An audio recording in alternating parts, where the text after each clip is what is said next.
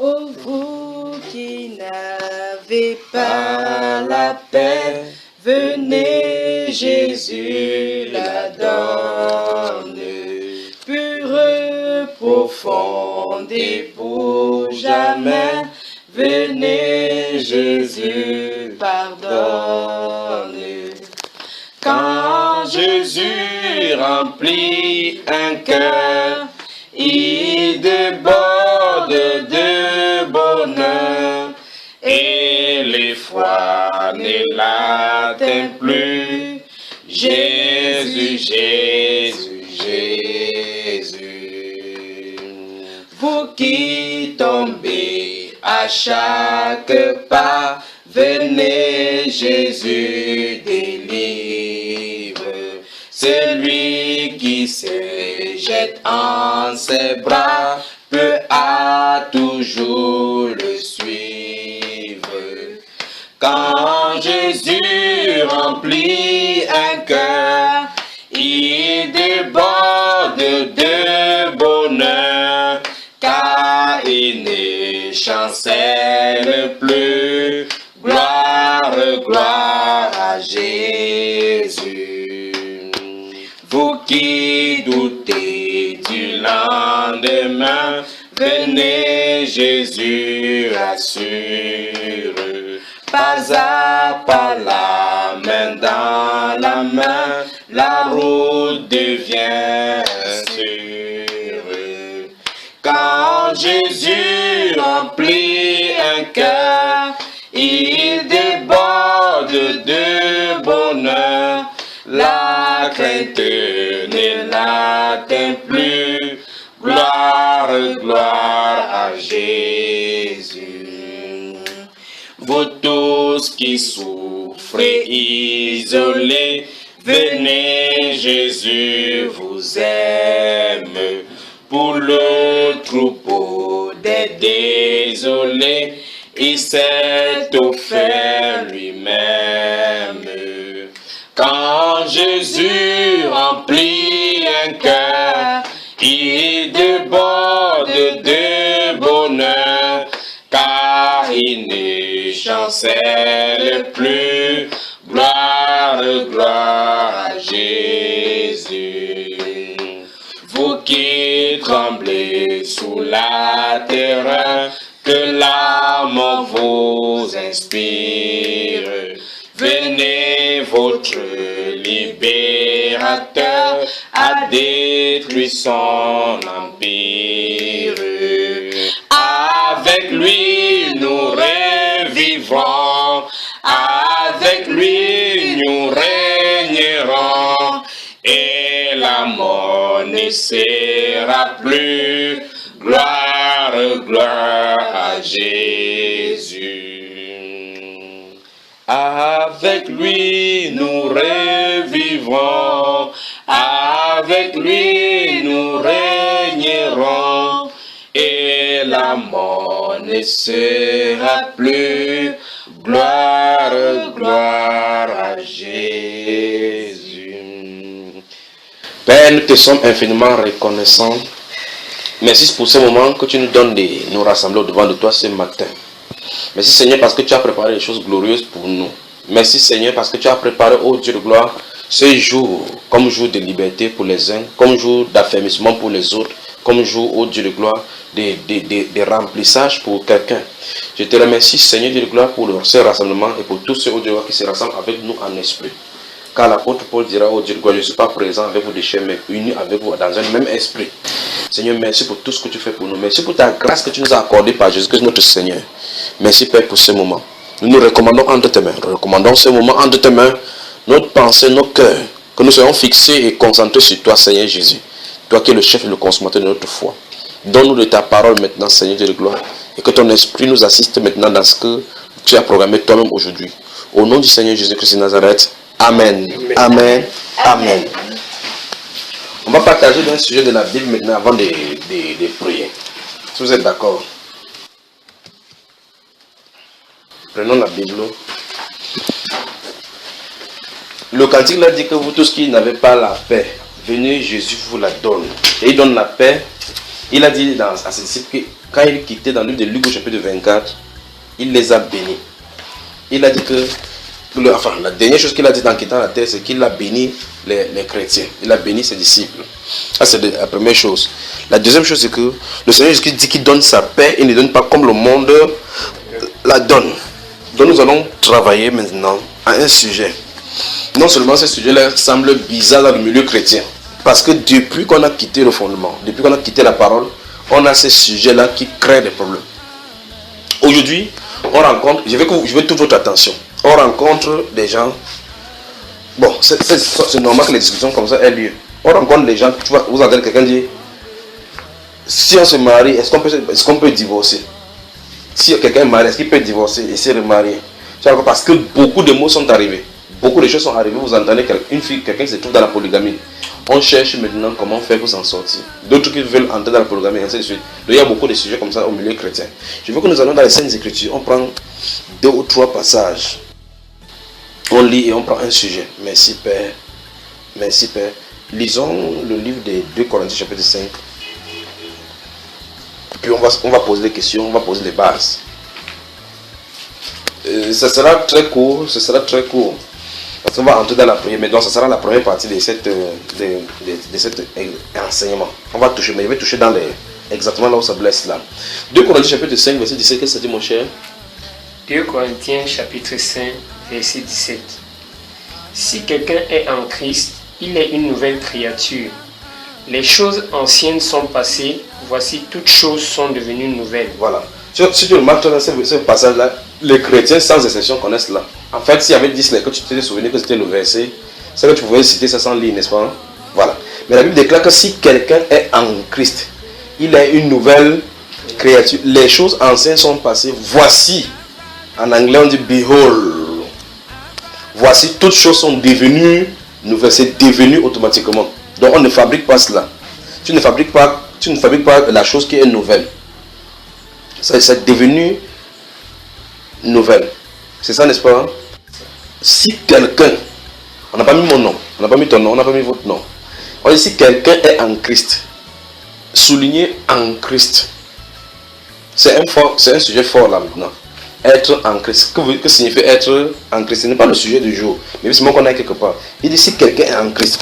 Alors, la Bible veut nous dire de façon explicite ici que normalement, si quelqu'un est en Christ, comme ça dit là, c'est la vérité. Il est une nouvelle créature. Les choses anciennes sont passées. Maintenant, la question c'est ceci. Comment les chrétiens, quelqu'un est chrétien aujourd'hui, il continue à expérimenter les couches de nuit qu'il expérimentait. Non, je vais recommencer la phrase. Comment quelqu'un se dit chrétien aujourd'hui? Parce que c'est la bonne façon ici de dire.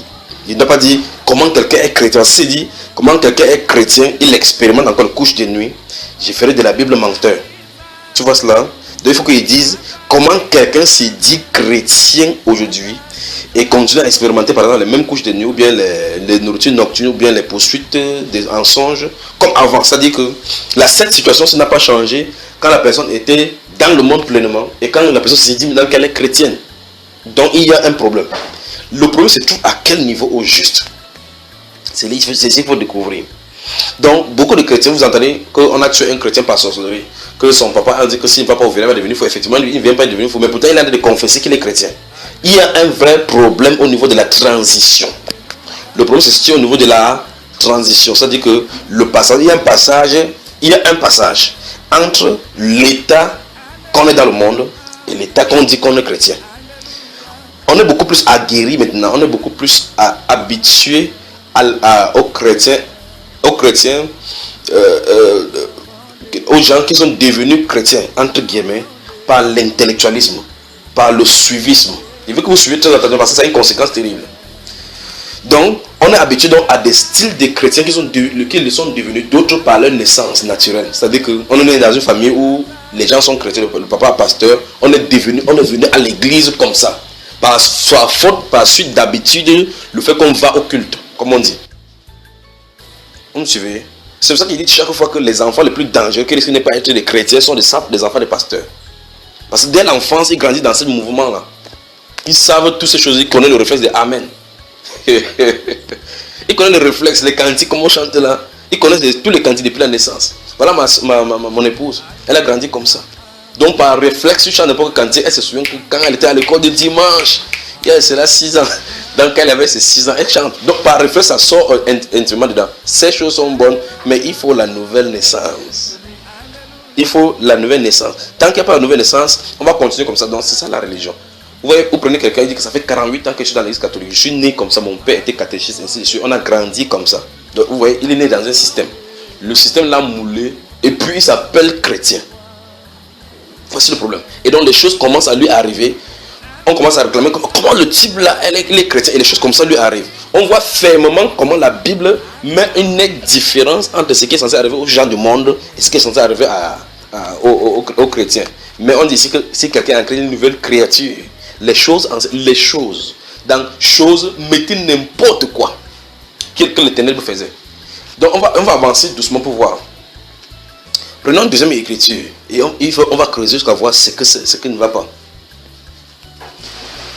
Donc l'une des grandes questions que les chrétiens qui lancent un défi aux chrétiens de cette époque, c'est: un chrétien peut-il être possédé?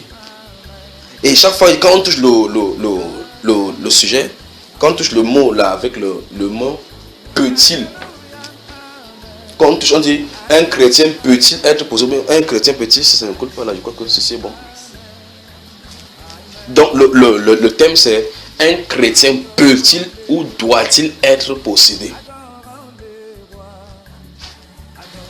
C'est vrai que c'est encore notre niveau là maintenant d'expliquer les choses spirituelles. C'est vrai qu'il faut expliquer les différents niveaux de possession avec au premier degré, deuxième degré, ainsi de suite, de l'influence. Parce que l'une des choses qu'on voit, c'est qu'il y a l'influence. Des esprits peuvent influencer quelqu'un sans être en lui, étant à distance, étant manipulé. Quelqu'un peut être manipulé, n'étant pas en lui. Je me souviens bien de ce garçon-là qui était malade. Il était... Quand quelqu'un est fou, subitement il était devenu fou. Ses parents avec les autres, l'ont amené à l'hôpital à Quintini. C'est cette femme qui connaît raconter ces histoires-là. Il y a des frères qui me persécutaient comme on a de me persécuter maintenant, qui sont sortis du milieu de nous. Ils sont partis, ils ont créé pour leurs propres cellules. Je suis resté à la maison. Un de ces jours, je vois une voiture, gars, quelqu'un sort. C'est l'un de mes persécuteurs. Il dit: frère, je dis bonjour. Je dis: bonjour mon cher. Tu sais, je suis tué comme ça. Viens t'asseoir, c'est quoi? Il dit que Dieu m'a envoyé vers toi. Il dit: quel est le problème? Il dit qu'il y a un enfant là-bas que Dieu a dit que c'est toi qui dois prier pour lui. Je reste tranquille comme ça. Ils sont descendus de l'esprit pour voir si c'est vrai. Quand j'ai détecté que c'est vrai, il y a ma femme qui partons. On est dans la voiture. On est parti tel que j'étais. On a vu les gens réunis. On avait bloqué la porte parce que le garçon était devenu fou. Je suis en train de expliquer quelque chose avant que cet exemple je m'est revenu. Le garçon était devenu fou. On a mis à l'hôpital à Quintini. Apparemment, il y a une section de fou là-bas. On a mis les trucs sur lui. On a injecté les trucs. Ça n'allait pas. Parce qu'on est seulement sorti avec lui. À la maison, donc, il cassait les ampoules. Il touchait les choses. Il touchait les choses. Qu'est-ce qui est arrivé? On est arrivé là-bas. Les gens étaient réunis là-bas. Sa maman, c'est sa tante, quelque chose comme ça là. Souvenez-vous de cette situation de parler. Il dit que d'autres personnes sont influencées sans être possédées. Et c'est ça. Vous pouvez avoir un livre où toutes ces choses sont écrites. Vous devez vivre ces choses dans l'esprit. Alors j'observe ce garçon, l'observe agir. On n'arrête pas ici, on bloque un peu par là. Il ne pouvait pas rester tranquille. Il était toujours en train de faire quelque chose. Il monte sur les portes, il touche les ampoules, il a même cassé l'ampoule, il a même touché l'ampoule. Ça fait donc il pouvait toucher même l'électricité comme ça. Quand vous avez le discernement des esprits, les choses changent. La situation change. Vous pouvez vivre comme ça. Pour lui, c'est parce que ça l'agite. D'autres sont comme ça, ils sont calmes. Ah mon Dieu. Il y a des choses qu'il ne peut pas dire maintenant pour le moment, mais je vais dire ceci. Alors il était là, il était en train de toucher. Entre temps, il y avait la camarade. Comme on allait là-bas, on a trouvé l'une des camarades de mon épouse. Elle était aussi là assise. Comme Dieu est miséricordieux. Comme Dieu est miséricordieux. Alors elle était aussi assise. Sa camarade avec qui ils ont fréquenté. Vous avez fréquenté ensemble? Ils ont fréquenté, elle était depuis des années. Elle était assise là, elle était en devoir. Alors, parmi les frères qui m'avaient persécuté, il y avait l'un qui était assis à côté de la tante de ces garçons.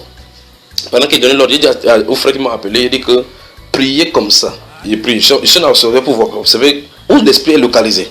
Et puis, celui-là est resté à côté de la tante. Il a dit que et j'étais debout, j'étais dessus ce qu'il disait. Il dit: le garçon, sa malédiction, c'est une malédiction générationnelle. C'est le thème qu'il avait utilisé, que c'est une malédiction générationnelle, que le garçon ne peut pas être délivré. Pour qu'il soit délivré, il faut beaucoup de prières, une grande onction. Comme il a vu comment on était entré comme ça, j'étais débraillé avec ma culotte et autres là. Et quoi que c'est l'habillement qui donne l'onction. Alors, il a dit à cette femme, il remarquait comment quelqu'un peut manquer de sagesse au point où on est en train de prier, tout le monde est en train de prier. Il est là seulement pour déconseiller, vous savez, pour dire, l'enfant ne peut pas être libre. Ça peut faire de temps que la personne soit brisée, que même ici ça ne doit pas briser. Pourtant, l'un de leurs a dit que c'est Dieu qui l'a envoyé qu'il vienne prier. Alors, quand il a dit ça, c'est à l'instant où il a dit ça que la solution a été déclenchée. Quand il a dit ça, je me suis tourné dans l'esprit comme ça, il dit ok, c'est le moment maintenant là. J'ai dit que priez comme ça, mettez la main sur la tête, il dit maintenant laissez-le. Quand on l'a laissé, il dit que il s'appelait Junior, c'était Junior. Il dit lève-toi, il s'est levé, il dit va te laver. Frère, il est allé à la maison, il s'est lavé, il est ressorti, il s'est assis, il dit comment tu vas? Il dit ça va très bien frère. C'était terminé. C'était terminé. Il était là comme ça, habillé. Les yeux sont sortis comme ça, sortis. Je sens de parler ici parce qu'il y avait sa camarade là-bas. Subitement, l'esprit a déclenché, c'était sa camarade, la camarade celle qu'on a trouvée là-bas. Quand on priait pour celui qui était fou, elle était là aussi, là, elle envoyait le sors. Elle disait sors comme ça, elle avait son propre problème. Son problème était même plus grave que le problème de ces garçons qui étaient assis. Quand je me suis tourné vers elle, il est touché, bam! Ah, c'était fort là-bas aussi. On ne venait la trouver là-bas, c'était pour le garçon qu'on venait. Comment Dieu peut mettre les gens sous la grâce? Le garçon a été libéré. Maintenant, il prend son cas pour dire, parce qu'il est en train de dire qu'il y a des possessions au premier degré, au deuxième degré, au troisième degré. Il y a des influences qui ne sont pas des possessions. C'est-à-dire que Satan peut influencer quelqu'un, les démons peuvent influencer quelqu'un à partir d'un quartier général. Ce garçon-ci avait été, pendant qu'il était à Douala, il était manipulé depuis le nord du pays, à Garoua. Tu comprends un peu cela? Je me suis tourné, j'ai dit, quand il était guéri maintenant, j'ai dit, ok, c'est son grand-père qui fait cela. Il est où? Il est jusqu'à Garoua. À Garoua. Regarde, on a Douala à Garoua. Plus de 1000 km. Donc l'enfant n'est pas possédé. Mais parce qu'il a fait quelque chose avec l'enfant, avec l'image, avec les choses qui appartiennent à cet enfant. On peut prendre tes cheveux, n'importe quoi qui t'appartient. Même ton nom, tout simplement. On fait une représentation de toi. On t'injecte des maladies. Donc vous voyez effectivement que de quelqu'un qui dit que je vais commencer à me protéger moi-même, tu es fou seulement. C'est que c'est la folie. Puisque tu ne sais pas de quel côté l'ennemi peut te prendre. C'est donc pour cela qu'il faut être protégé par le Seigneur Jésus-Christ. C'est la seule. Puisque lui, il est omniprésent. Il est omniscient. Il connaît tout ce que l'ennemi peut planifier. Si toi tu dis que je vais me lever à 5 heures, il veut prier. Est-ce que tu vas te lever tous les 5 heures? Il y aura un 5 heures, tu ne vas pas te lever. Ok, maintenant si l'ennemi comprend qu'à 5 heures, il prie. Et qu'à 3 heures, pendant que tu dors, il fait son truc, tu te lèves à 5 heures, tu vas faire quoi? Vous voyez, n'est-ce pas? Beaucoup de personnes sont oppressées, les chrétiens sont oppressés dans le lit comme ça. Et quand ils sont oppressés, ils ne comprennent pas que l'esprit détecte qu'en eux, il y a quelque chose qui, si ça se réveille, ils vont avoir affaire. C'est pour ça qu'ils oppressent comme ça. C'est le signe pour montrer que tu es un potentiel danger pour leur royaume. Ils ne peuvent pas oppresser n'importe qui. Vous me suivez? Alors ce garçon a été influencé depuis Garoua par son grand-père. Et justement, comme on a fini, son grand-père a appelé. Il dit que vous pensez que vous pouvez le libérer comme ça. Au téléphone. Donc pendant qu'on était là, le combat se passait dans l'esprit. Il savait exactement ce qui s'est passé là-bas. Voilà. Parce que dans l'esprit, il n'y a pas de distance. S'il a sa boule de cristal, il est en train de vous voir exactement comme si vous voyez un écran. Donc il peut toucher quelqu'un. Donc de quelqu'un d'aller faire la délivrance donc, sans être couvert par le Saint-Esprit. Vous voyez ce que ça peut arriver. Il est en train de suivre un truc qu'on m'a donné à la radio Bonne Nouvelle sur les pasteurs qui faisaient l'émission sur les sectes, l'église face à la prolifération des sectes, qui avait été fait à la radio Bonne Nouvelle. Le pasteur qui était là-bas à l'antenne, il était Jésus-Christien. Il disait que quand il était Jésus-Christien, on l'a invité dans une assemblée, il s'est assis, on a commencé à prier pour quelqu'un qui était fou aussi comme ça. Le pasteur dit que ceux qui ne sont pas prêts pour voir ce qui va se passer, qu'ils sortent. Tout le monde est sorti, dans l'assemblée, sauf le pasteur et 2 femmes. Donc tous ceux qui étaient là-bas n'étaient pas issus de l'esprit. Il a dit comment il commence à prier pour le type. Quand on prie, le type là plutôt sort. Il sort. Il observe, il dit que mais, lui il est Rosicrucien. Chevronné, et le président des Rosicruciens, peut-être du Douala ou du Cameroun. Après il se tourne, il regarde, il dit mais le type si, comment il prie? C'est quand même curieux qu'on prie pour quelqu'un qui est sorti, il est assis dans l'église. On ne sait pas que c'est le Rosicrucien. Il dit qu'il a déclenché, je ne sais pas comment il a appelé cela. Il a déclenché la clairvoyance. Il a déclenché la clairvoyance. Vous voyez la différence entre les dons spirituels et les dons formatés par Satan. L'imitation. Les dons spirituels de la vision ou quoi que ce soit, ça vient automatiquement. C'est pas toi qui fais que tu déclenches, que je vais déclencher maintenant pour commencer à voir la vie de ses frères ou bien la vie de ses soeurs. C'est que non, il faut que j'ai les prophéties pour telle personne. Non, tu ne peux pas. Si tu le fais, c'est la sorcellerie. Et c'est la preuve chez eux. Donc tu vois, il dit qu'il a déclenché. Donc il a sa propre volonté. Il peut déclencher, commencer à décider de voir. Il est sorti de son corps. Donc il a vu que... Qu'est-ce qu'il a dit le garçon? Il a vu qu'il y avait un maître spirituel à l'extérieur, en turban. Avec un gandoran blanc. Que c'est lui qui manipulait ces garçons-là à distance. C'est pour ça qu'ils sortaient chaque fois. Et aucun, ni le pasteur, ni les gens qui priaient, personne n'avait eu la révélation de ce qui s'est passé dehors. Donc tu vois effectivement que même sur ces plans-là, ça montre que si on prie en direction du Saint-Esprit, vous bavardez seulement. Et il dit que ce qui est malheureux, c'est qu'ils ont prié n'importe comment, ils n'ont pas pu. Le type est rentré, le lendemain, il est mort dans la nuit. Qu'est-ce qui s'est passé? La prière, le bavardage. Mais voici encore une autre personne qui est manipulée. On le voit à l'église, on prie, il court, il est fou. Mais la solution est dehors. Vous voyez, il n'est pas possédé, mais il est manipulé à l'extérieur. Il y a des fous comme dans la marche qui était dans le cimetière. Constamment, il s'est métissé parce que l'homme dans lequel se trouvait Légion là, il était habité. Parce que quand il est venu, il a dit que Jésus qui a-t-il entre toi et moi? Il dit, quel est ton nom? Je suis Légion. Tu vois, ici, il est habité. Alors, dans le cas de cet exemple-ci, la personne est manipulée. On manipule son mentalité, c'est qui commence à se contrôler comme. C'est toujours un esprit qui le fait. Donc, il envoie l'esprit pour le faire. Si cette chose-là est coupée, la personne revient en elle-même. Alors, maintenant, voici un Rosicrucian au milieu de l'église qui déclenche la clairvoyance, ça me dépasse. Donc au milieu de là où il y avait l'esprit, c'est quelqu'un que, si normalement là où l'esprit de Dieu, si quelqu'un sort de cette façon là, tu peux venir encore comme le chrétien, tu t'assois. Si tu n'engages pas le domaine spirituel, rien ne t'arrive. Mais si normalement là où l'esprit est là, si tu sors comme ça, tu vas confirmer ce que tu viens de sortir. Tu entends un gifle sur toi, seulement bien le feu sur toi. Tu rentres tranquillement dans son corps, la sueur commence. Mais il est entré à l'intérieur de l'assemblée, il sort de son corps, il va à l'extérieur, il observe ce qui se passe. Okay, les pasteurs, personne ne semble voir ce qui ne va pas.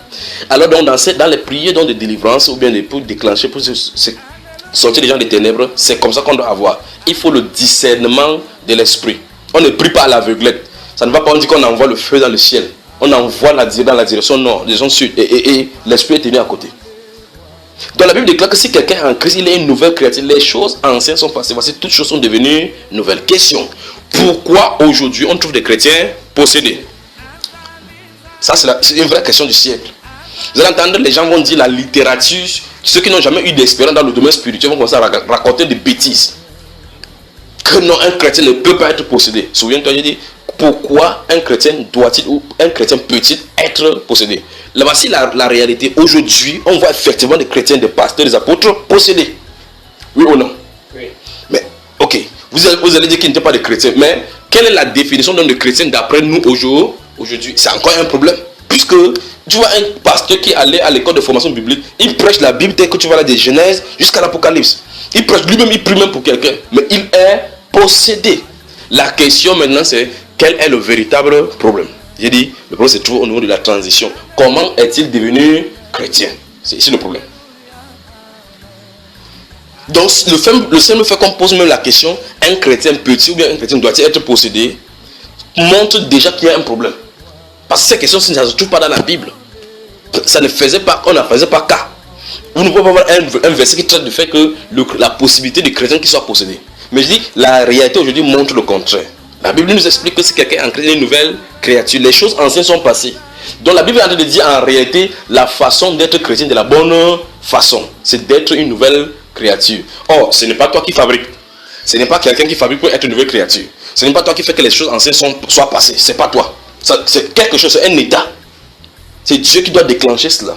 Alors donc, si les gens sont devenus une nouvelle créature, enfin chrétiens, par la fabrication des hommes, il est exactement notoire que les choses des hommes qui arrivent aux hommes continuent à leur arriver. Mais s'ils sont créés, recréés par Dieu, par la nouvelle naissance, par l'Esprit de Dieu, l'Esprit de Dieu s'en charge de nettoyer ces choses-là de leur vie. C'est ça le vrai problème. Si quelqu'un est en Christ, en fait de toute façon, même si quelqu'un veut, il peut être intellectuellement n'importe comment rempli de la parole, mais ce n'est pas possible que quelqu'un te mette en Christ. C'est pas possible.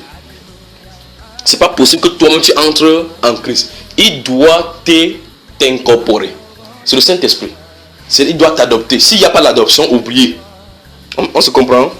Donc, autrement dit, il y a des chrétiens maintenant modernes. Dans notre époque, notre siècle-ci, il y a des chrétiens intellectuellement adoptables. C'est-à-dire qui confessent aussi Jésus comme ça. De temps en temps, la grâce de Jésus vient dans sa vie que ça agisse. Ça, c'est les chrétiens intellectuels, les chrétiens modernes. Il y a donc les chrétiens par suivisme, par naissance vaginale. C'est-à-dire que je suis né dans une famille chrétienne. Mon père était un grand croyant. Hein. Nous sommes tous chrétiens chez nous. Mais regarde la famille, tu regardes la racine, c'est attaché à un tronc d'arbre dans un village. D'autres sont attachés dans une source d'eau. Que c'est le Dieu de la famille. Tant que vous vivez comme ça tranquillement, vous accomplissez les désirs de la chair, vous vivez la vie de non-esprit de Dieu, et que vous continuez à faire la religiosité, ces esprits-là, ancestraux-là, ça ne les dérange pas. Le problème arrive lorsque la puissance du Saint-Esprit se met en marche face à face avec eux. C'est là maintenant que tu confirmes maintenant que j'étais dans sa vie depuis la naissance. Tu veux me faire quoi? C'est là que tu confirmes que attends, toi tu es chrétien depuis des années. Il n'est pas chrétien depuis des années. Il est dans une mouvance que les mêmes esprits l'ont établi. La norme, c'est que tous ceux qui ont un background noir devraient être délivrés avant d'avancer. À la norme. Colossiens. Colossiens. Nous ne pouvons pas savoir ce que Satan a fait au corps. Vous voyez quelqu'un, on se pose des questions aujourd'hui. Comment se fait que le Saint-Esprit ne marche plus dans l'église? Pourtant l'église est pleine, on est en grand nombre chaque jour. On est en grand nombre justement parce qu'on est venu par conformisme. On est venu par suivisme. On est venu parce qu'un événement nous a effrayés. On est venu par plusieurs autres façons. On vient comme ça, on croit peut-être qu'on est avec le Seigneur et que le Seigneur est avec nous parce qu'on a confessé son nom. Voilà le plus grand danger dans le problème de transition. Imaginez que les gens sortent avec la Bible, comme nous sommes ici. On sort, on marche dans une maison. Pam, pam, pam, vous trouvez le fils d'un rosicrucien. Et que ce rosicrucien-là, cet enfant-là est né, il a consacré à son tabernacle. L'enfant est dédié à une divinité étrangère, aux Osiris, n'importe qui. Tu viens, tu le rencontres maintenant, tu dis, Jésus-Christ t'aime. Il dit oui. Donne ta vie à Jésus. Il dit qu'on fait comment? Il dit ferme tes yeux, il ferme les yeux. Seigneur Jésus, viens dans mon cœur, viens dans mon cœur. Je te donne ma vie aujourd'hui. Entre dans mon cœur, sois mon Seigneur, mon Sauveur. Au nom de Jésus, Amen. Bienvenue mon frère, tu es devenu une nouvelle créature. Après tu portes ta Bible, tu sors. C'est la blague, vous blaguez. Il dit, vous blaguez. Ça c'est la blague. Christ Victoire, ça va? Ferme ta Bible alors. Ferme ton téléphone. Donc ça c'est la blague. Tu vois effectivement, voici comment celui-ci va faire comme ça. On va lui donner une bien invitation. Après il va faire ses prières. On dit que commence à venir à l'église. Il faut que tu sois fidèle à l'église. Vous avez vu cette année? Il faut sois fidèle à l'église. Après on va à l'église, on témoigne maintenant que voici un âme qu'on a gagné au Seigneur. Pourquoi? Parce qu'il fait partie désormais de notre rassemblement. Le problème spirituel que ces garçons-ci expérimentent va le rattraper plus tard. Un de ces jours, on va commencer à prier. Le Saint va se manifester. Vous me voulez quoi? Vous me voulez quoi? Il dit, c'est quoi? Il dit que c'est mon enfant, il m'a été donné par son père quand il était né. La question c'est, cet enfant, c'est qu'on lui a dit qu'il est né de nouveau. Est-il né de nouveau? Il y a un problème. Or maintenant, ça c'est par la grâce de Dieu, si on prie un de ces jours que l'esprit confronte cet esprit-là. Il peut continuer comme ça, sa vie comme ça, étant trompé comme ça jusqu'à la mort. Et c'est malheureusement comme ça dans cet état que beaucoup se trouvent. Donc, il y a un réel problème en milieu chrétien au niveau de la transition. Le problème c'est la transition, c'est-à-dire que comment es-tu devenu chrétien? Il faut que les gens répondent à ces questions. Il faut qu'on réponde à la question, comment tu es devenu chrétien? Si tu es devenu chrétien de la bonne manière, à la manière biblique, les choses bibliques s'accompliront. Si c'est à la manière humaine, les choses humaines s'accompliront sur ta vie. Autrement dit, tout ce dont les humains sont en train d'expérimenter, tu expérimentes ça reste là. Tout ce dont les musulmans, c'est-à-dire que les gens sont dans le monde par exemple. Je vais prendre un exemple, il y a un garçon sur internet qui a suivi, lui également il a d'abord écouté le truc des serpents, l'enseignement sur le serpent original, vous savez, le serment du serpent, et il m'a contacté, et après il a fui, je suis resté tranquille. Quand il a enlevé son contact, j'ai laissé son contact affiché là. Quand il est parti, quand ça a déclenché, le problème spirituel a déclenché. Il s'est encore reconnecté. Quand il s'est reconnecté, quand j'ai vu son nom, je me suis souvenu exactement de lui, comme ce qu'il m'avait parlé. Après il dit, frère Junior, c'est fort. Dans ma famille, c'est grave, c'est moi. Ma grand-mère a fait ceci, ma mère a fait ceci, mon père a fait ceci, ma soeur a fait ceci, depuis ça ne marche pas. J'ai dit que ok. Lui-même, il a téléchargé les enseignements sur le réellement spirituel. Il a suivi la première partie du réellement spirituel. Il a dit quand il a suivi comme ça a déclenché toutes les choses dans sa famille. Il lui a dit, il dit vendredi prochain, ma mère et ma fille, mais ma soeur sont allées au village sur la tombe de ma grand-mère pour la laver parce qu'elle m'a reboit 10 là. Il dit qu'est-ce qu'il doit faire? Il dit que tu n'as rien à faire que de suivre les instructions. On ne se rencontre pas, on ne s'est jamais vu. Il est à Yaoundé, je suis cette là. Il ne me connaît pas, il peut connaître mon visage parce qu'il voit les vidéos. Moi je ne le connais pas. Je lui ai dit que qu'est-ce que tu as suivi qui t'a déclenché cela? Il dit que le monde spirituel. Il a dit, Je lui ai dit, ok, mets cela le soir que vous tous vous écoutez, tu laisses le Seigneur agir. C'est ce qui est arrivé. Il est arrivé à la maison, il a mis cela, tout le monde a suivi. La maman, c'est lui qui m'écrit, c'est là, c'est écrit. La maman a dit que le garçon, ce qui fait ça, il est sur Cameroun. Que le garçon qui prêche là, il est sur Cameroun, il dit oui. Elle regarde comme ça, elle dit que la maman a dit que moi j'ai pensé au marabout, mais maintenant ma voix maintenant c'est Dieu. Il a dit que ok, c'est à la main de la fille maintenant, parce que c'est à la fille que la marabout a dit qu'elle part au village pour être lavée. Donc que si elle refuse d'aller au village ou d'aller le voir à Douala, il n'y a pas de problème, mais que c'est à elle de prendre la décision. Je lui ai dit à ces garçons qu'on ne force personne, laisse-les prendre leur propre décision.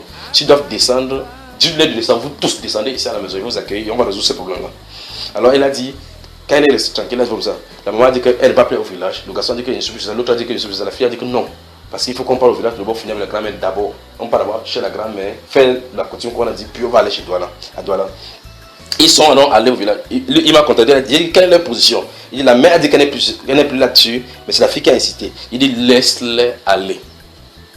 Laisse-les aller. Ils sont allés au village, elles peuvent rentrer. La maman a dit que c'est fini avec le marabout dans la maison, c'est la Bible. Elle dit que frère Junior, je suis surpris parce qu'il s'est passé. Il dit c'est quoi?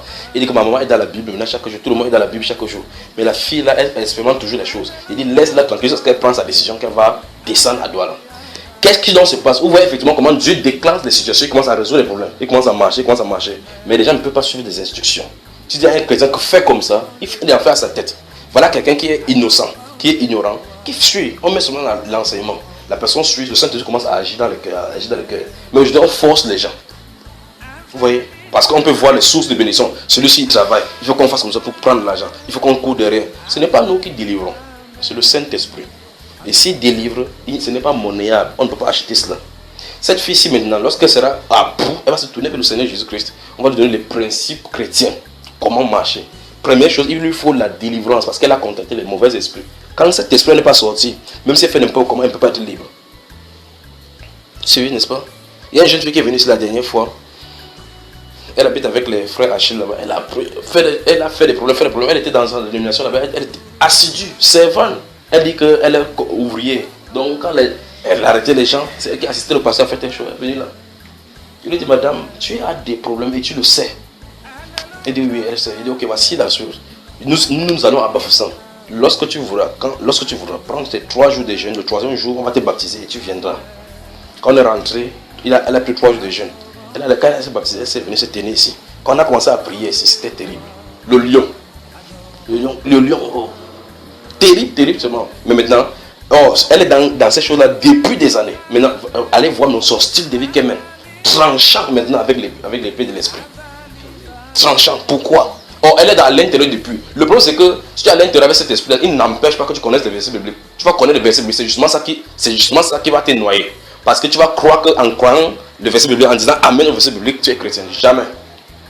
Si quelqu'un est en Christ, il est une nouvelle créature, tu peux donner des témoignages comme ça, des tonnes de témoignages. Il y a l'autre là-bas qui est encore pour le moment, la sœur qui est là-bas. On a prié pour elle ici la dernière fois. Elle ne comprenait pas ce qui se passait. Subitement, elle était là comme ça. Dieu.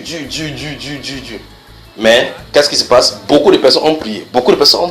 Elle dit que non, les prophètes ont dit que ça va. Tu sais que ça va, tu parles. Il faut que ce qui est à l'intérieur de toi sorte. Une reine mère, vieille, avec un couronne. Dans une jeune fille. Alors on est surpris que quand on va vers les hommes, un homme va vouloir faire le mariage n'importe comment. Après, subitement, quelque chose va se passer.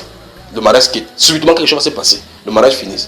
On ne comprend pas pourquoi. Pourtant, tu dis que je suis belle. Mais quand tu es belle physiquement, quand on te voit physiquement, tu es belle, à l'intérieur, c'est une vieille mère. Quand vous voulez engager ces choses-là, la personne, son esprit voit plutôt la vieille personne. Pourtant, tu es belle. Pourtant, tu es jeune. Vous voyez ce qu'il arrive à un milieu chrétien. On a donc surpris que beaucoup de choses arrivent aux chrétiens. Parce que si quelqu'un est en Christ, il est une nouvelle créature, il ne s'accomplit pas pour nous. Alors, lisons Colossiens, le deuxième passage, Colossiens. Donc, madame, comme tu es assise comme ça, tu me regardes, on va prier tout à l'heure, tu seras libre, d'accord? Totalement libre, tu veux être libre, n'est-ce pas? Donc, voici un exemple typique. Comme vous êtes assis là, voici donc un exemple typique devant nous. Ce qu'elle est en train d'expérimenter maintenant, c'est exactement ce qui se trouve dans le livre de Romains, chapitre 7. Je prends plaisir à la loi de Dieu sur l'homme intérieur, mais je trouve dans mes membres une autre loi qui lui est contraire. Voici ce qui est en train de se passer. Elle va faire des choses, regretter plus tard.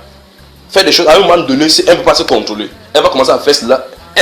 Dans ses pensées, dans son âme, dans son esprit se trouvent deux alternatives. Malgré que quand elle est déjà dans cette tension, vous voyez, c'est la même chose comme ça, comme l'onction du Saint-Esprit se passe dans l'être humain. C'est comme ça que Satan agit. Alors quand elle est dans un mouvement de, en train de faire, si elle est en train de l'insulter, étant conscient qu'il est en train de l'insulter, mais elle n'a pas de pouvoir pour s'arrêter. Donc elle est guidée. Tu sortiras ici aujourd'hui libre. D'accord? Libre maintenant pour aimer ton mari. Libre pour servir le Seigneur Jésus-Christ. Libre et renouvelé. Attends seulement que tout à l'heure tu sois libre. Délivré totalement. Et puis maintenant rempli de l'esprit. Et tu vas voir la nouvelle vie qui va marcher. Vous saurez ce que ça veut dire être une nouvelle créature. Voilà le cas typique. Il dit, tu veux faire quelque chose, tu ne peux même pas faire ce qu'il en est. Et si elle est consciente, si elle peut vous dire ici, elle va dire clairement qu'elle n'a pas la paix à l'intérieur. Elle sait que c'est pas bon. Que mon comportement n'est pas bon. Je ne peux pas. Alors, la question c'est, qu'est-ce qui la pousse à agir? Malgré qu'elle veuille s'appliquer à la lecture de la parole. Malgré qu'elle désire faire comme la parole dit, elle va trouver quelque chose qui lui est contraire. Cette chose qui lui est contraire, c'est ça qu'il faut qu'on enlève. Ça va quitter tout à l'heure. Au nom du Seigneur Jésus-Christ de Nazareth. Libre pour servir le Seigneur Jésus. Il faut qu'on cherche la liberté pour servir le Seigneur Jésus. Sinon, ce sera comme si tu portes la chaussure. La chaussure t'essaie, il y a maintenant les grains de sable à l'intérieur, mais un peu de cailloux. Vous marchez, ça vous fait mal. Vous marchez, ça vous fait mal. C'est comme ça que beaucoup de chrétiens sont dans ce style de marche. C'est-à-dire que vous portez votre chaussure, il y a des sables qui est à l'intérieur. Vous savez, quand vous faites frottement, ça commence ça peine. Vous marchez, ça vous fait mal. Il faut juste s'arrêter, enlever ce qui fait là. Enlever le sable. Beaucoup de chrétiens ne veulent pas, beaucoup de chrétiens, entre guillemets, ne veulent pas s'arrêter à cette étape-ci. Il faut s'arrêter quand vous voyez que votre comportement n'est pas chrétien. Vous faites n'importe comment. Vous voyez effectivement que c'est répétitif. C'est le signe qu'il y a un esprit. Même le rêve indique que tu as un esprit. Le rêve. C'est-à-dire que dès que tu commences à rêver, tu vois effectivement les chiens qui te poursuivent. Tu vois effectivement tu es avec les animaux, avec les morts. Tu commences à voir que tu montes les montagnes, tu grimpes les montagnes, tu descends. Tu arrives devant un cours d'eau, un pont, tu veux traverser, tu as peur. C'est le signe qu'il y a un esprit.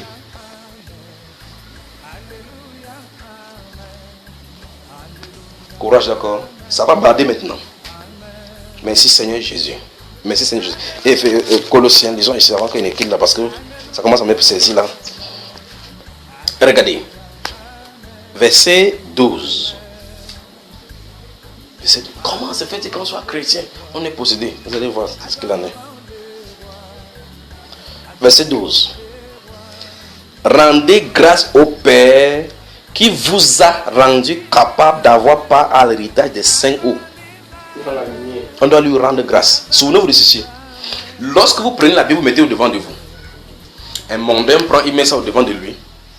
Un soi-disant chrétien prend, il met ça au devant de lui. Il dit, vous allez lire la même chose. Donc, on a donné une recommandation ici à certaines personnes de rendre grâce au Père de ce qu'il a rendu capable, ceux-là, ceux qui doivent, à qui on s'en est d'être adressés, de ce qu'il les a rendus capables d'avoir part, de participer à l'héritage, d'avoir part, de participer à l'héritage des saints. Donc, ceux qui sont appelés les saints, dans la lumière, ça se trouve dans la lumière. Maintenant, quand on prêche ici, on dépose comme ça, on dit que le prédicateur prêche, il dit que vous tous, vous les chrétiens là, vous voyez, non, finissons verset 13, il dit, qui nous a délivrés de la puissance des ténèbres et nous a transportés dans le royaume du Fils de son amour. Ça, c'est fort. C'est fort comme verset biblique. Associé à 2 Corinthiens chapitre 17, verset 17, c'est ce que 2 Corinthiens chapitre 17, verset 17 dit d'une autre façon. Il dit qu'il nous a, regardez bien, il y a d'abord une délivrance, puis le transport dans un autre royaume. Et donc c'est pour cela que dans ce royaume-ci, donc, on expérimente dans le royaume nouveau, où le Saint-Esprit nous y a amené, nous devons expérimenter plutôt autre chose, les dons spirituels, les manifestations du royaume.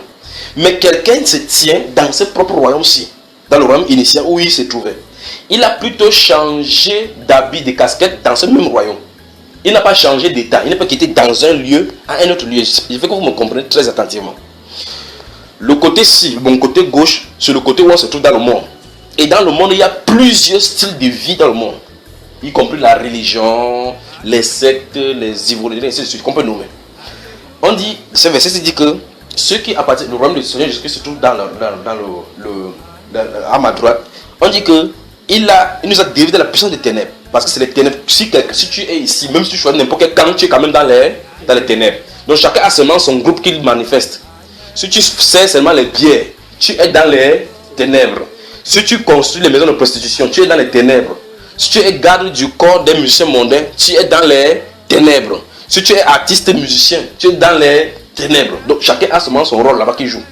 Alors la Bible déclare pour ceux-ci que si quelqu'un expérimente ce verset, ou bien expérimente 2 Corinthiens chapitre 5, Dieu l'enlève ici, et c'est pas la puissance. Il enlève la puissance des ténèbres. Le transport, c'est ce qu'il dit. Il dit, verset 13, qui nous a délivrés de la puissance des ténèbres. Il ne nous délivre pas, il nous laisse là-bas, vous voyez. Et nous a transportés dans le royaume des fils de son amour. Donc on doit avoir la lumière ici, puis il va nous nettoyer pour nous mettre de ce côté-ci. C'est donc pour cela qu'il dit ici, ici on se trouve donc en Christ. Si donc on est en Christ, les choses anciennes sont passées. Donc ce que nous expérimentons aujourd'hui, c'est que les gens sont ici. Ils allaient chez le marabout. Ils viennent maintenant chez les religieux. Au lieu de dire maintenant que le mal m'a guéri, que le marabout m'a guéri, qu'on a dit que Jésus m'a guéri. Mais la guérison est censée le conduire par là-bas. Mais il est ici, il est dans la religion. Et la religion, c'est le royaume le mieux organisé du Satan. Pour pouvoir pervertir l'œuvre du Seigneur. Parce que c'est en imitation conforme de ce qui est censé se passer là-bas. Donc ici, donc, la personne quitte de chez le marabout, il commence à venir maintenant chez les religieux, il commence à citer les versets bibliques. Par conséquent, quand il est malade, il cherche le pasteur. Quand il est malade, il cherche les versets bibliques. Il va seulement lire la Bible où est le psaume de prière pour la protection. Pourquoi? Parce qu'il est habitué à aller chez le marabout pour la protection. Or, lorsqu'on se trouve de ce côté-ci, on comprend petit à petit que nous avons l'autorité dans le nom puissant du Seigneur Jésus. Où est la différence, n'est-ce pas? On commence à comprendre que j'ai une responsabilité, que je dois veiller et prier, que je dois être sobre et sage pour aller pour vaquer à la prière. Je dois comprendre que l'ennemi rôde comme un lion rugissant. Donc je suis en guerre. Nous n'allons pas lutter contre lâcher le sang. Donc ça veut dire qu'on comprend que je suis un combattant. Je le veux ou pas, je suis en territoire ennemi. Qu'est-ce qu'on se passe toujours ici? Donc quelqu'un va se trouver ici, il va prendre ce verset, il croit que c'est pour lui, alors que ce n'est pas pour lui. C'est ce que je vais expliquer. Donc le religieux va prendre le verset de 2 Corinthiens chapitre 5, verset 17 qu'on a lu. Si quelqu'un a en créé une nouvelle créature, il va beau citer ça, étant dans ce royaume-ci, ça ne marchera jamais pour lui. Il va expérimenter les choses de ce royaume. Parce que si tu es dans ce royaume-là, les choses de ce royaume-là couleront en toi. Si tu es dans ce autre royaume, c'est ça qui va couler en toi. C'est donc là où nous nous retrouvons maintenant. Il faut que chacun réfléchisse pour savoir dans quel royaume il se trouve. Donc la Bible déclare que rendez grâce au Père qui vous a rendu capable. Vraiment bien qu'il dit tout à l'heure que ce n'est pas nous qui déclenchons, ce n'est pas nous qui faisons quoi que ce soit. Il dit rendez grâce au Père qui vous a rendu capable d'avoir part à l'héritage des saints dans la lumière. Il dit qui nous a délivrés. Je veux que vous suiviez le mot. Qui nous a délivrés de la puissance des ténèbres et nous a transportés dans le royaume du Fils de son amour. Il y a une délivrance qui a été opérée. Maintenant, la question c'est le chrétien d'aujourd'hui, comme je suis en train de lire ces versets-ci, est-ce que quand je lis ceci, est-ce que les choses dans lesquelles j'étais, j'en suis délivré? Là est la question. Parce que c'est pourquoi ceux à qui l'apôtre Paul de s'adresser va dire quelque chose depuis le verset 1. Lisons depuis le verset 1, puis on arrive là-bas maintenant. Maintenant, comme on arrive, on n'a plus le décor. Paul, apôtre de Jésus-Christ par la volonté de Dieu, et le frère Timothée, aux saints et fidèles frères en Christ qui sont à Colosse. Tu as vu? Ici, il sait que ceux-là sont en Christ. Et souviens-nous, on dit que si quelqu'un est en Christ, il est une nouvelle créature. Donc, ça est accompli pour eux. Il dit que la grâce et la paix vous soient données de la part de Dieu notre Père. Nous rendons grâce à Dieu, le Père de notre Seigneur Jésus-Christ, et nous ne cessons de prier pour vous. Ayant été informés de votre foi en Jésus-Christ et de votre charité pour tous les saints. Donc, ça va être l'œuvre de l'Esprit avait été accomplie en eux. C'est pour ça qu'il peut dire à ceux-ci que rendez grâce à Dieu du fait que vous ayez ces parts-là. Donc, quelqu'un qui est religieux, qui n'a jamais rien expérimenté, on lui dit que rends grâce, non, tu as été délivré.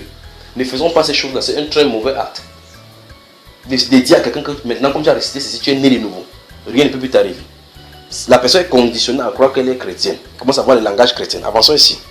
Il dit, ayant été informé, je l'ai lu là, verset 5, à cause de l'espérance qui vous est réservée dans les cieux et que la parole de la vérité, la parole de l'évangile vous a précédemment fait connaître. Tu as vu? Donc ceux qui ont reçu les enseignements, des principes du royaume, ils ont reconnu, ils ont compris cela. On appelle ça la parole de vérité, l'évangile, la parole de l'évangile. Il est au milieu de vous et dans le monde entier, il porte des fruits et il va grandissant. Comme c'est aussi le cas parmi vous, depuis le jour où vous avez entendu et connu la grâce de Dieu conformément à la vérité. Tant qu'on ne prêche pas comme ça, c'est ça que je dis que le problème c'est toujours au niveau de la transition. Comment est-ce qu'on est devenu chrétien? C'est ça. C'est la parole de vérité, la parole de l'évangile qu'on doit prêcher. Mais aujourd'hui on a prêché toujours on a mis toujours des dogmes, ce que j'appelle le système. Chaque personne a mis son système, érigé son système. Quand vous voyez un brochure, quelqu'un lit la brochure, dit que faites cette prière, c'est à la fin.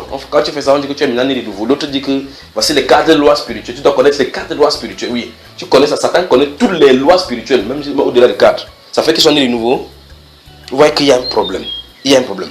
Maintenant, il dit, d'après les instructions que vous avez reçues d'Épaphras, il dit que c'est la suite du verset 6 qui continue. Il dit que conformément à la vérité, d'après les instructions que vous avez reçues d'Épaphras, notre bien-aimé compagnon de service, qui est pour nous un fidèle ministre de Christ. Donc les instructions qu'on leur a données étaient des paroles de vérité. Donc Épaphras est venu, leur dit que voici comment ça va se faire, voici comment ça va se passer. Souvenez-vous d'Ésaïe chapitre Éphésiens chapitre 4 verset 17. Je vous dis donc, en Christ, vous ne devez plus marcher comme marche des païens. Les instructions. Amen. Et qui nous a appris de quelle charité l'esprit vous anime. Donc les Colossiens avaient l'esprit qui les animait, il les poussait dans l'amour. L'amour, le Saint-Esprit les animait en amour. Et on pourrait voir donc ce que Jésus a dit dans Jean chapitre 13, verset 37, 35 et 36. Il a dit que si vous avez de l'amour entre vous, vous reconnaissez que vous êtes mes disciples, parce que c'est son esprit qui a l'énergie à l'intérieur d'eux. Il dit, c'est pour cela que nous aussi, verset 9, depuis le jour où nous en avons été informés, nous ne cessons de prier Dieu pour vous et de demander que vous soyez remplis de la connaissance de sa volonté. Vous avez vu cela? En toute sagesse et intelligence spirituelle, pour marcher d'une manière digne du Seigneur et lui être entièrement agréable, portant des fruits en toutes sortes de bonnes œuvres et croissant par la connaissance de Dieu. Fortifié à tous égards par la puissance glorieuse, par sa puissance glorieuse, en sorte que vous soyez toujours et avec joie, persévérants et patients. Frère, s'il n'y a pas les bases de l'esprit dans nous, vous blaguez seulement. Vous voyez, ceci avait un point de départ, une vie sanctifiée par l'esprit. L'esprit avait pris racine là-bas. Donc maintenant, c'est l'intellectualisme qui a pris racine de telle enseigne que lorsqu'on prêche maintenant, comme j'ai dit tout à l'heure, on rencontre quelqu'un, on dit que tu es né de nouveau. Pour faire cette prière, il est né de nouveau. D'autres ne croient même pas que l'esprit agit maintenant. On dit qu'il faut seulement écouter comme ça et comprendre. D'autres disent que non, la période des apôtres est passée. Le dernier apôtre est mort avec le dernier esprit. Donc par conséquent, il n'y a pas l'esprit derrière la parole. S'il n'y a pas l'esprit derrière la parole, on est plus misérable que jamais. C'est que tu vois, c'est qu'on est aux actes au temps de Moïse là. Oh mon Dieu. Maintenant, il dit, verset 12 maintenant, rendez grâce au Père qui vous a rendu capable. Nous comprenons maintenant ici, ceux à qui on est adressé, c'est adressé. C'est ça le vrai problème. Amen. On va lire encore 2 passages, Dieu voulant, et puis on va s'arrêter. Pour que vous voyez l'exemple de Dieu de parler. Alors dans le livre de Marc chapitre 1, Marc chapitre 1. Marc chapitre 1.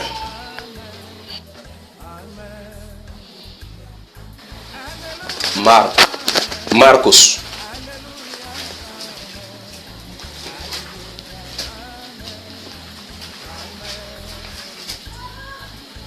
Que Dieu bénisse. Madame, tu sortiras libre ici aujourd'hui, d'accord? Ça va aller. Il y aura la joie dans la famille maintenant.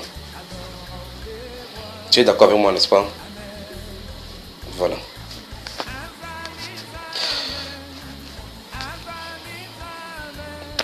Marc chapitre 1.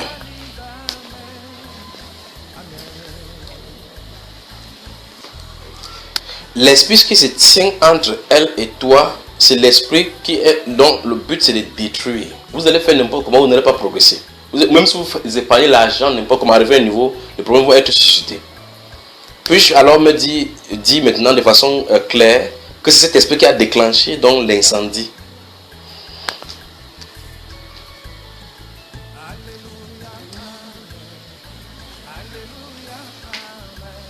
Dans la consécration initiale, il y a le refus donc de servir. Tu me suis un peu ce qu'il dit, tu suis ce qu'il dit. Donc dans le passé, il y a une consécration. Il y a maintenant un refus de servir. Maintenant les esprits se déclenchent contre cela. C'est l'une des choses que nous sommes en train de voir ici. C'est-à-dire qu'on quitte dans un lieu à un autre lieu alors qu'il y a quelque chose qui a été fait dès le départ. Tu ne peux pas avancer comme ça. Il faut que cet esprit soit chassé. Oh mon Dieu. Et Marc chapitre 1, il va dire du verset 21 et suivant. Regardez. Il se rendit à Capernaum et le jour de Shabbat, Jésus entra d'abord dans la synagogue et il enseigna. Ils étaient frappés de sa doctrine car il enseignait comme ayant l'autorité. Comme ayant autorité et non pas comme les scribes. Vous avez la différence entre le Seigneur Jésus? L'apôtre Paul dira ça autrement. Et ma parole et ma prédication ne reposaient pas sur des discours persuasifs. Et c'est exactement ce qui est enseigné aujourd'hui. Vous voyez on vous enseigne quelque part, vous voyez comment les gens sont tellement bien habillés, raffinés, vous sentez que quelque chose ne va pas. des gens sont froids, formalistes. On s'assoit comme ça là, on prête la parole, on lit la parole, on lit la parole. C'est ce que la Bible va nous montrer ici. Qu'il y a différence entre la lecture littéraire de la parole et la démonstration d'esprit et de puissance. Nous allons lire dans des passages concernant cela. Regardez ici, il dit qu'il était frappé de sa doctrine car il enseignait comme ayant l'autorité et non pas comme les scribes. Comment les scribes enseignaient? Il enseignait la lettre qu'ils écrivaient parce que c'est les scribes qui copiaient, c'est des copistes. Donc il venait aussi lire aussi ça. Il dit, Moïse dit ici comme ça qu'il faut qu'on donne le sacrifice d'oiseaux. Donner le sacrifice d'oiseaux. Moïse dit ici comme ça. On n'entre pas dans les profondeurs pour montrer effectivement comment ce sacrifice d'oiseaux s'accomplit dans le Seigneur Jésus-Christ. Ou bien passer maintenant de l'être à la puissance. Vous voyez? Il dit que le Seigneur Jésus enseignait différemment d'eux. Et quand il enseignait, on comprenait que dans son enseignement, regardez bien, il ne grondait pas. Ce n'est pas des grondements, ce n'est pas qu'il parlait fort. Parce qu'on confond l'autorité aujourd'hui avec le fait de gronder fort. Ce n'est pas ça. Il dit, il enseignait comme ayant autorité.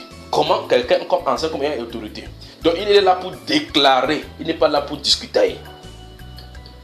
Vous voyez cela? Il sait exactement de quoi il est en train de parler. Or les scribes, c'est pour ça qu'il pouvait avoir des problèmes avec les scribes entre eux, avec les sociétés entre eux. Mais Jésus n'a pas de problème pour discuter avec les gens. Il déclare ce qu'il est. Il déclare ce qui est, il déclare ce qui doit se passer et ça se passe. Ok, maintenant il dit ici, verset 23.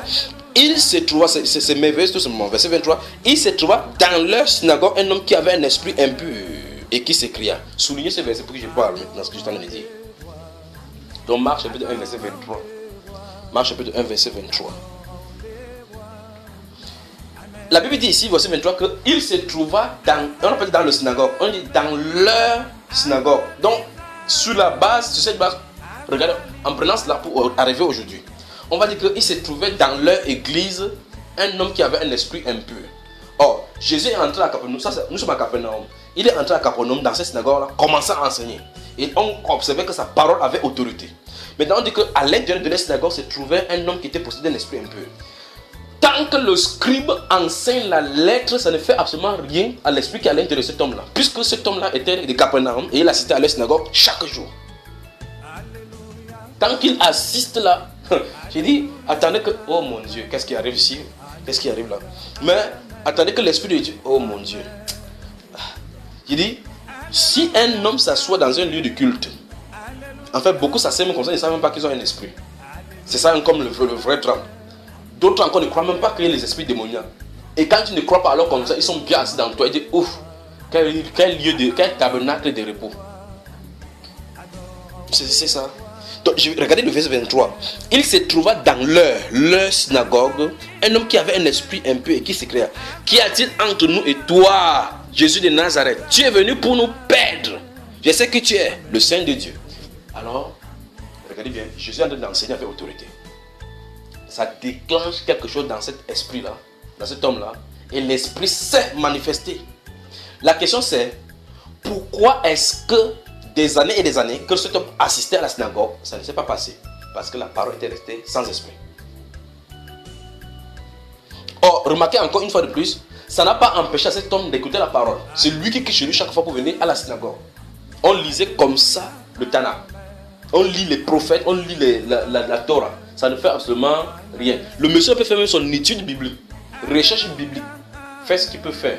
Mais il s'agit de la parole devenue esprit. Si la parole devient esprit, ça va confronter les esprits. Parce que c'est la parole spirit, la parole esprit qui est l'épée de l'esprit.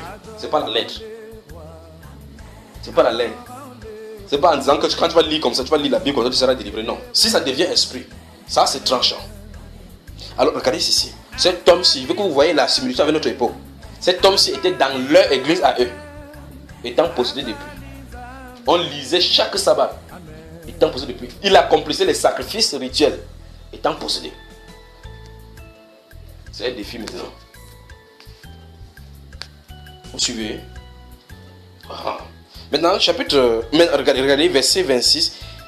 Jésus, verset 25. Jésus le menaça disant: tais-toi et sors de cet homme. Oh mon Dieu. Tais-toi et sors de cet homme. Donc il ne parle de s'adresser à un homme, il s'adresse à un esprit, n'est-ce pas? Et l'esprit se trouve à l'intérieur de cet homme. Et l'esprit est en train d'utiliser la voix de cet homme, n'est-ce pas, frère? Alors quand tu regardes la personne, supposons que la personne s'appelle Ange. Quand tu regardes la personne, tu dis, regarde bien, salut madame. Quand tu dis, il dit, si tu rencontres ce monsieur dont on a parlé ici, avant quand il quitte pour venir à la synagogue, quand il voit son voisin, il dit, bonjour voisin, comment tu vas? Il part. Qui est en train de saluer le voisin? Le voisin vient de saluer lui et tous les cortèges de monde qui est à l'intérieur. Alléluia. Je me souviens de cette jeune fille qui était entrée à l'assemblée, je te racontais cela. Belle, brune. Elle est entrée comme ça, j'ai vu tous les frères tourner le cou comme ça. Waouh, il temps de prêcher debout. J'ai regardé comment tous les frères étaient entrés. J'ai senti que quelque chose n'allait pas ici.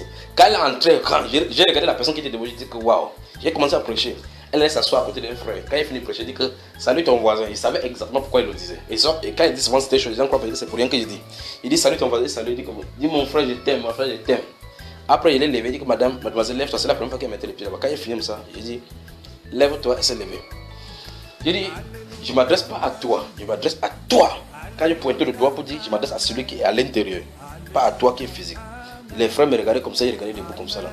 Il dit, vous allez voir, observer maintenant, j'ai appelé une soeur que tend seulement la main au niveau de son ventre, ne touche pas son ventre. Elle a tendu la main, elle a commencé debout comme ça, waouh, bam, au sol, c'était le boa, le python. Alors qu'elle a été délivrée, j'ai posé la question donc au frère, qui est-ce que vous regardez tout à l'heure quand il est entré? Ça c'est un. Deuxième chose, quand tu as dit mon frère, ma soeur, je t'aime en le saluant, en le regardant, tu parlais à qui? Si tu prends celle, si tu parles à la maison, tu commences à embrasser. Tu embrasses quoi? Vous voyez là, on se retrouve, n'est-ce pas? Et avec ses yeux, elle est puissante dans ses yeux. Le serpent bois est déposé exactement dans son esprit. Les yeux de bois correspondent exactement au niveau de ses yeux. Quand il te regarde comme ça, là, les choses sortent de là pour entrer dans toi, ça t'hypnotise. Exactement le pouvoir d'hypnose qu'a le serpent. Elle te regarde comme ça, t'hypnotise. Elle dit que je veux 5 000, tu sors 5 000, tu lui donnes. Tu peux dire à ta maison, à ta femme que tu n'as pas l'argent. Vous commencez à l'appeler chérie, à la femme à la maison, tu dis que cette vieille chose-ci, tu ne sais pas ce qui t'arrive. Donc il faut qu'on fasse attention, il faut qu'on regarde au-delà de la chair. C'est n'est-ce pas? Oh, elle est debout, elle est belle. Mais celle-là, elle était consciente qu'il y avait quelque chose qui n'allait pas. Elle était consciente parce qu'elle savait, parce que je lui ai dit que tu as une chaîne qu'on t'a donné, t'as amené quelque part de donner une chaîne, j'ai dit oui, c'est vrai. C'est le serpent, pour pouvoir séduire. Combien de fois as-tu utilisé ça? Oui, j'ai utilisé ça à un homme une fois, elle m'a donné 35 000. Le pouvoir lui a été donné. Elle va exercer comme ça, donc voilà comment elle va former. Petit à petit, elle va initier aussi les gens dans cette dent. C'est comme ça que Satan procède. Alors il faut regarder au-delà de la chair. Or là où cette fille se trouve, elle allait dans les lieux de culte jusqu'à ce qu'on l'amène là-bas. Elle allait là-bas, chaque dimanche, elle porte son mini-jupe, elle passe s'asseoir au culte, elle prend un peu le pied. Le pasteur prend, voir comment elle se prend. Après on dit donnez-vous la paix, il donne la paix, il sort. Vous donnez la paix, c'est la paix que tu donnes à un petit piton. Non, non. Donc cet homme-ci était possédé depuis des années, mais il allait au culte. Il assistait au culte. Quand on disait chanter les différents cantiques des Juifs, il chantait. N'est-ce pas, frère? Luc chapitre 13. Non, finissons là, c'est pas fini. Je crois que c'est pas fini. Verset 26 dit, et l'esprit impur sortit de cet homme en l'agitant avec violence et en poussant un grand cri. Je vais m'arrêter ici pour dire quelque chose. Très souvent, les gens qui ne maîtrisent pas le domaine spirituel, quand ils commencent à prier quelque part, souvent, ça déclenche automatiquement parce qu'il y a les esprits qui sont faibles, les esprits démoniaques qui sont aussi faibles. Que tu pries n'importe, même si vous priez seulement pour la nourriture, la personne à côté, la personne va tomber, même seulement pour la nourriture. Même si vous priez seulement pour dormir, la personne va commencer à bailler. Après tu entends la personne tombe. Quand ça arrive comme ça, les gens commencent à s'agiter. Vous remarquez beaucoup de choses à la télévision. Vous voyez, les pasteurs prient, les jeunes filles sont au sol. Elles commencent à crier, on dit qu'elles ont reçu l'esprit, alors que c'est plutôt le mauvais esprit qui a laissé manifester. Regardez ce que Jésus a fait. Jésus a dit, tais-toi, sors de cet homme. La Bible déclare que l'esprit, l'a fait tomber et l'a agité avec violence. Vous avez vu ce qui se passe, n'est-ce pas? C'est quand l'esprit agite quelqu'un avec violence, on dit que c'est le Saint-Esprit. Vous voyez, là on se retrouve au milieu pentecôtiste aujourd'hui. On dit que c'est le Saint-Esprit, alors que c'est plutôt la personne est possédée. Il faut délivrer la personne.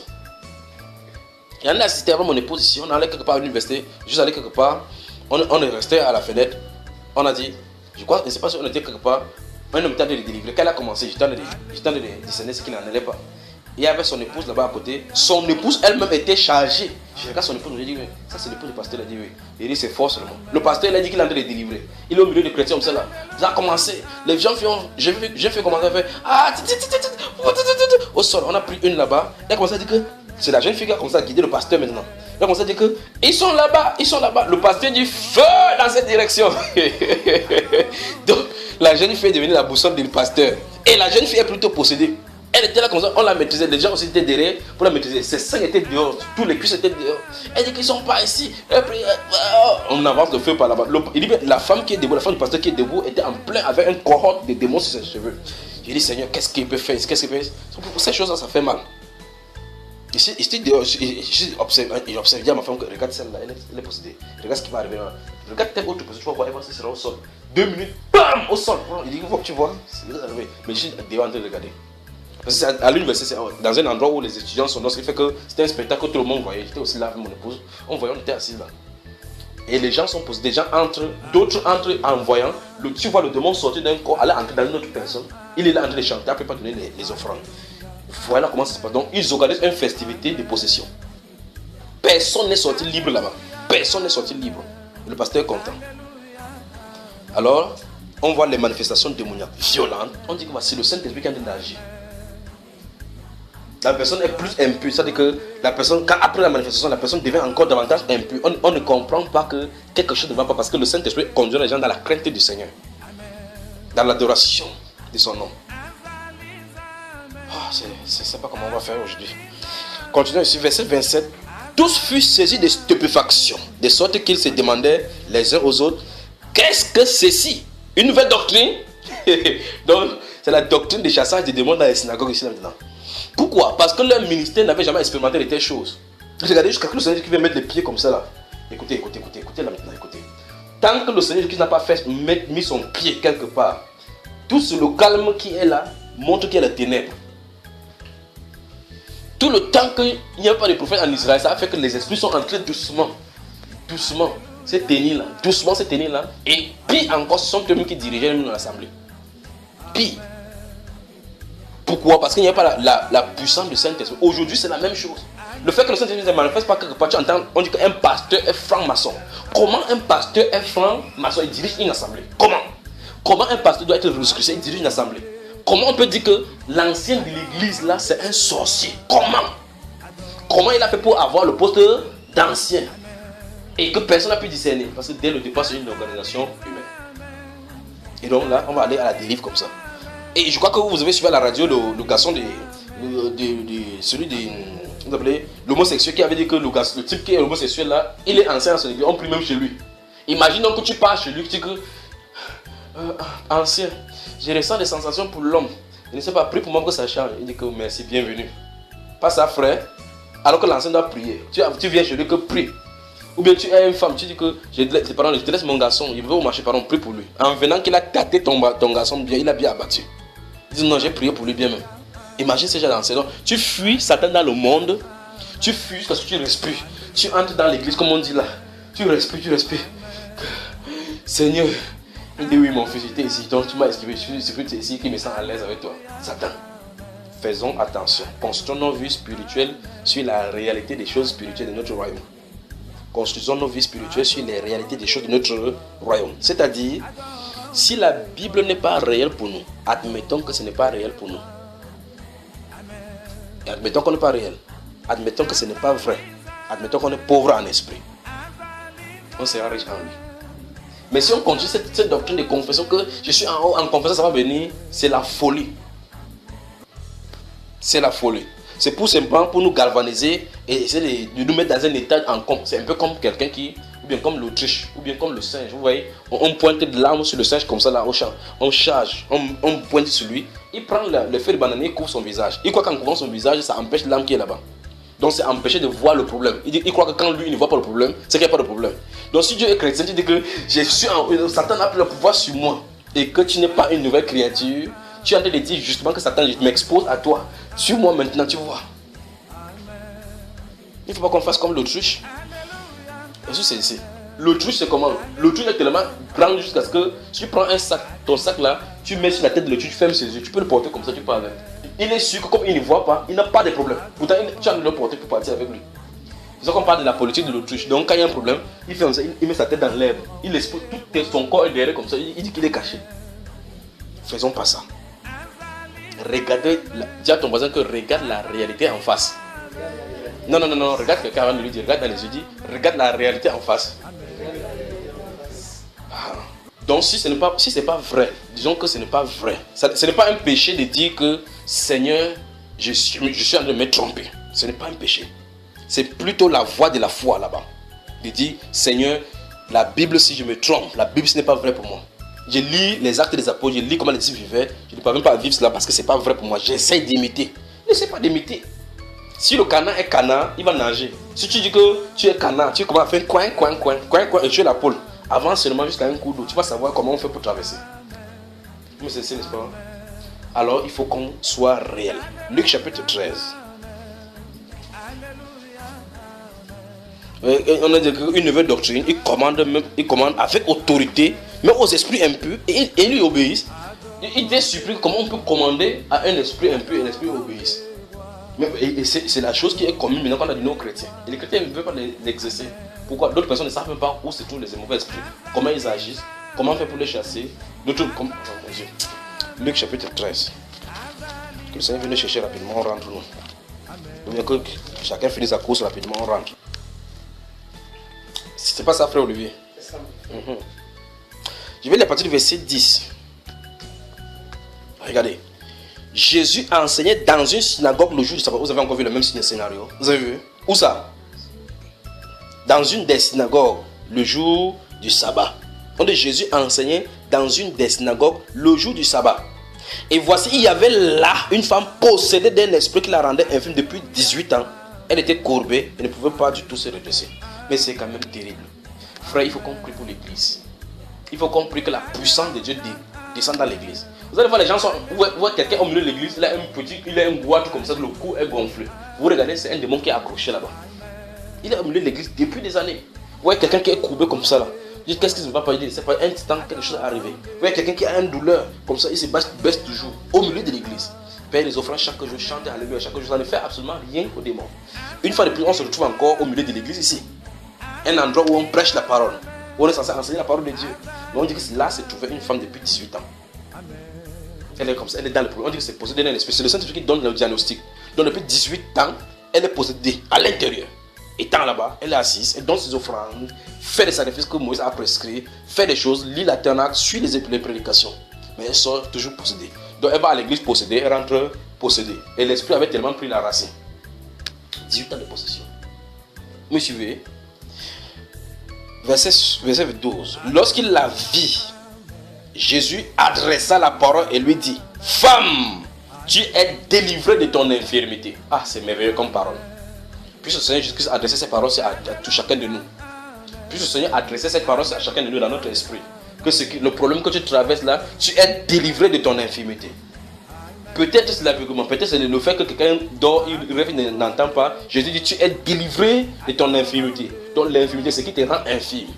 Tu es délivré de ton infirmité, femme. Vous voyez? Vous suivez, frère? Et il lui imposa, mais remarquez bien que Jésus a fait la déclaration. Il dit: tu es délivré de ton infirmité. C'est le Seigneur Jésus, c'est pas le moment d'entrer dans ces choses. Il dit: tu es délivré de ton infirmité. Puis il a avancé les mains, il lui imposa la main. Et il lui imposa les mains. À l'instant, elle se redressa. Imaginez quelle a été la joie de cette personne. C'est comme si vous prenez des sacs de ciment. Regardez bien. Vous avez vu quand vous étiez petit, je ne sais pas si vous avez expérimenté cela. Lorsque vous allez dans une maison, on vous ménage, on porte des charges qui est inversement proportionnel à votre poids. On met sur votre tête, vous devez porter. Vous voyez comment c'est comme si votre cou veut entrer à l'intérieur. Mais tu vas pleurer, tu as la haine sur le cœur, la douleur sur le cœur, mais tu es quand même forcé. Imagine quand tu te forces comme ça pendant 18 ans. Cette femme s'était courbée comme ça par un esprit. Elle était courbée comme ça, elle était maintenue comme ça. C'est un poids qui est sur elle. Un peu comme on a déposé le sac de ciment, elle a déporté comme ça là, pendant 18 ans. Et effectivement, c'est comme ça. Quand vous regardez sur le plan spirituel, vous allez voir une charge sur elle. Mais physiquement, elle est comme si elle est plutôt courbée comme ça là. Mais ça pèse sur son âme. C'est pour ça que quand ça quitte, elle sent qu'un poids m'a quitté. Ah, Jésus-Christ de Nazareth, le libérateur. Il dit, et il lui imposa, verset 13, il lui imposa les mains à l'instant, elle se redressa et glorifia Dieu.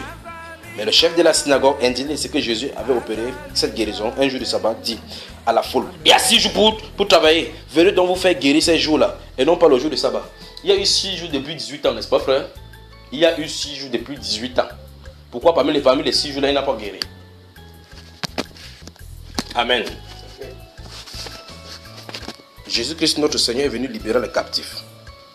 Souvenons-nous, si un chrétien authentique de la Bible ne peut pas être habité de l'esprit démoniaque au premier degré. Un chrétien né de nouveau. Bon, il n'y a pas de façon de naître de nouveau. D'abord, il y a né de nouveau parce que même dit véritable né de nouveau, on se trompe dès le départ. Un chrétien né de nouveau ne peut pas. Quel est le problème? La transition. Comment est-ce qu'on est devenu? On est devenu par coutume, par transition, par conformisme, par suivisme, par nature, par notre entourage, par notre environnement. On a dit qu'on est chrétien. On entend un mouvement. Vous êtes qui maintenant? Nous sommes des chouraki. Vous êtes qui maintenant? Nous sommes maintenant des canticologues. Mouvement de frères réunis. Mouvement de situer dans le mouvement. Tu es dans le mouvement. Dans le mouvement sans être du royaume de Dieu. Donc on peut prêcher le royaume de Dieu. Parler du royaume de Dieu sans en être partie. Sans en faire partie. Il faut donc que chaque personne qui entre dit qu'il quitte, particulièrement les Africains. Bon, enfin, c'est même pas quelque chose des Africains, parce que les Africains, ce n'est pas eux seulement qui sont dans la sorcellerie. Nous tous, nous avons les backgrounds noirs, nous les païens. Il faut que chacun cherche la délivrance authentique. Donc lorsqu'on commence à expérimenter des choses qui arrivent de façon répétitive, on se pose la question, il y a un problème. Les mêmes choses, vous êtes dans une famille, les choses qui arrivent aux membres de la famille, les mêmes histoires commencent à t'arriver. Ça suppose donc que tu n'as pas été déconnecté de là. C'est pour ça que certaines choses, les gens ont écrit certains livres, beaucoup de livres, pour essayer de résoudre le problème qu'il faut couper le lien familial. Ce n'est pas la solution. La solution, c'est qu'il faut qu'on prêche les gens, que les gens naissent de nouveau de la bonne façon. Que désormais, c'est pas qu'on va écrire le livre maintenant quand tu es chrétien, lève-toi contre les idoles de ta famille, tu commences à rester chaque minute. Tu décides que je tue les idoles de ma famille. Vous allez tuer jusqu'où? Ça, c'est le mot de tête que tu cherches. Pourquoi ne pas permettre que la parole travaille comme ça travaille dès le départ? Et que vous êtes ancré dans une nouvelle créature. Vous avez vu les apôtres là commencer à le prêcher, si on veut parler même des idolâtres, les ancêtres des juifs, c'est terrible. Vous avez vu là où on nous a délivré du culte de veau d'or. Est-ce que vous avez vu là où on nous a délivré du culte de veau d'or? N'est-ce pas? C'est pas eux qui immolaient leur fils au Moloch. Ils immolaient leur fils à Adremalek. C'est pas ça? Les dieux renfants haut là-bas. Moloch, c'est pas eux qui portaient Où est-ce qu'on a prié pour les délivrer de cela? Quand le Seigneur Jésus est venu, il les a transportés de la puissance des ténèbres à là. Or, l'apôtre Paul, lorsqu'il va recevoir sa mission, la même mission sera donnée à l'apôtre Paul. Il dit que je t'ai choisi du milieu de ce peuple vers qui je t'envoie, afin que tu le ouvres les yeux pour qu'il passe de la puissance des ténèbres à la lumière. Jésus dit comme ça parce que les gens disent que non, Jésus a tout payé déjà. Il dit comme ça, étant au ciel. Il a déjà accompli à la croix, mais il envoie l'apôtre Paul d'aller faire cela. Vous voyez ce qu'on a dit, n'est-ce pas? Donc l'apôtre Paul vient, alors qu'on a déjà dit que Jésus a tout payé. Et qu'il a fait expiation, il s'est assis dans les cieux. On dit qu'il a payé pour nos péchés, il nous a délivrés. Il a déployé les dominations. Il a déployé les dominations des autorités. Donc Satan avait ses acolytes. Mais ils ont toujours la même puissance. Plus tard, l'apôtre Paul a dit que nous n'avons pas à lutter contre la chair, mais contre les dominations. C'est ça? Donc il y a une chose que Jésus a accomplie. Il y a maintenant le moment où ça doit se manifester. Et ça, donc, l'apôtre Paul va donc trouver des gens qui sont des dieux et qui ont la possession. Il les délivre maintenant pour qu'ils entrent dans le plan parfait de Dieu. Amen. On peut commencer avec la prière. Fermez la Bible pour que cette femme-ci soit libre.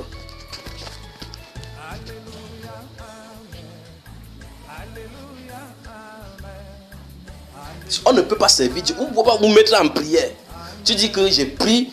Tu parles, la Bible déclare qu'on est dans le champ. Quand tu veux demander quelque chose à Dieu, dans le lieu secret, tu pries. Tu pars dans le lieu secret, tu pars avec le lieu secret. Dans ton lieu secret, tu pars avec le démon à l'intérieur de toi. Tu commences à demander à Dieu, après tu sors, ça ne marche pas. Les activités, ici il y a l'incendie, ici il y a quelque chose qui ne va pas. Les enfants sont comme ça, la même chose. Les esprits sont en train de manipuler. Il faut qu'on s'arrête un moment de pour dire que ça ne va pas. D'accord? Que ça ne va pas. Donc on va prier. On va prier. Est-ce que vous voulez qu'on prie? Vous voulez que notre soeur soit libre? Elle sera libre maintenant au nom du Seigneur Jésus. On va prier. On peut commencer? Il aura la joie pour servir le Seigneur désormais. Père, nous te rendons grâce pour ce moment. Merci pour ta victoire que tu nous as accordée. Lève ta machette, tiens-toi là. Toi-même, tu sais qu'il y a des problèmes, n'est-ce pas? Donc vous mettez-vous en prière. Mettez-vous tout simplement en prière. Que la même grâce soit également sur vous. Parce que si vous avez des problèmes, vous aussi, que le Seigneur vous en délivre. D'accord? Moi, je vais prier pour elle. C'est pour elle que je vais prier. C'est pour elle que c'est ordonné aujourd'hui. Vous priez pour vous. Allez-y. Donc, je suis avec toi maintenant. Donc, il faut que ça s'arrête maintenant. D'accord? Au nom de Jésus-Christ de Nazareth, je te commande de lâcher sa vie maintenant. Soutiens-la, il ne faut pas que ça se fasse mal. Adorons les rois, adorons les rois, adorons les rois. Amen. Azalis, amen. Azalis, amen. Azalis, amen. Amen.